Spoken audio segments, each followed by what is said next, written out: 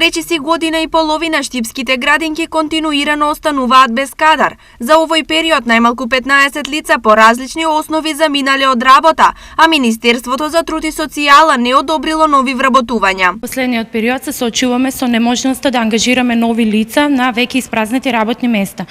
Во годината што измина и претходната година се испразнија голем број на работни места, тргнувајќи од помошно-технички персонал, воспитувачки, негователки, административен дел и се доведовме до ситуација да прегрупираме разни групи за да ги згрижиме сите деца кои што имаат потреба за згрижување во нашата установа. Секако изминатиот период, некаде ајде да спомнеме од 21 година, имаме недостаток на воспитно-згрижувачкиот персонал во нашата градинка, тоа се претежно поголем дел на негователи и воспитувачи, но имаме потреба и од помошно-технички персонал.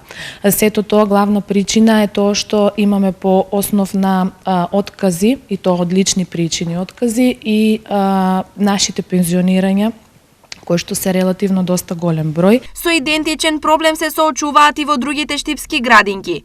Значи ли ова дека згрижувачкиот и воспитниот процес се доведува во прашање? Не треба и не смее политиката да влијае на згрижувачкиот процес во градинките, на најмладите во нашиот град да бидат доведени во прашање заради политиката. Ние година и пол праќаме веќе барање за согласност за воспитувачи и негователи, персонал кој што се грижи за најмладите во градинките, затоа што е неопходно да се потполнат испразнетите места по основ на пензионирање. Според Јорданов, Министерството за труд и социјала со локалната самоуправа Штип е некооперативно и неодговорно.